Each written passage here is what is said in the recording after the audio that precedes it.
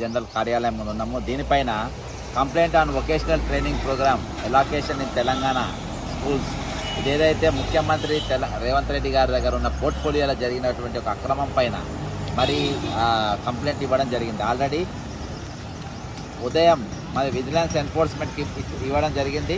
మరి ఇప్పుడు anti corruption bureau ACB గారికి కూడా ఇవ్వడం జరిగింది.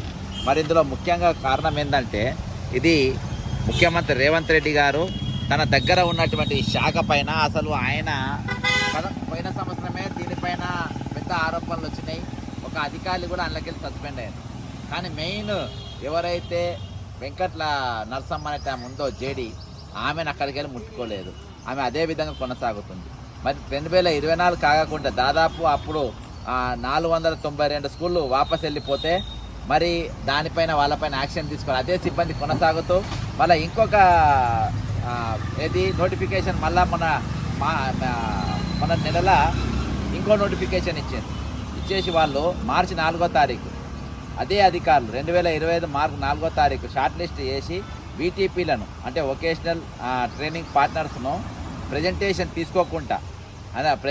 తీసుకోవడం జరిగింది. మొత్తం 947 స్కూళ్ళు తమకు అనుకూలమైన సంస్థలకు వచ్చేటట్టుగా వాళ్ళు ఆ నియామకాలు మొత్తం ఆ విధంగా రూపొందించారు. యాక్చువల్గా తెలంగాణలో మరి టెండర్ ప్రక్రియ అనేది లేనే లేదు. టెండర్ ప్రక్రియ లేకుండా వాళ్ళు కావాలని టెండర్ పెట్టారు, ఎందుకంటే వాళ్ళ కంపెనీకి రావాలి.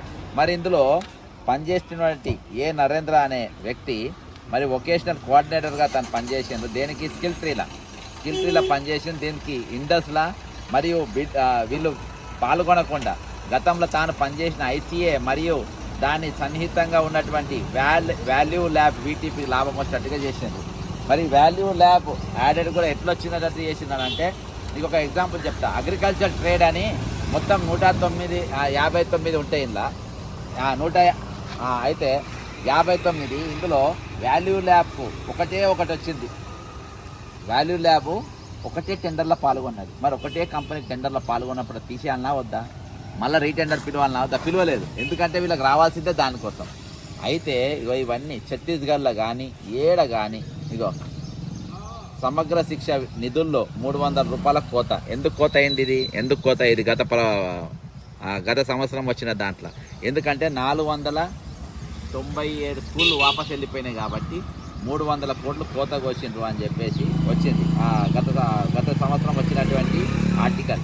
ఈరోజు రేవంత్ రెడ్డి గారు నా దగ్గర విద్యాశాఖ నా దగ్గర ఉంటేనే బ్రహ్మాండంగా ఉంటుంది, వేరే దగ్గర ఉంటే అది సర్వనాశనం అయిపోతుంది అని చెప్పే రేవంత్ రెడ్డి గారు, మరి అది మీ దగ్గర ఉంది కాబట్టే మా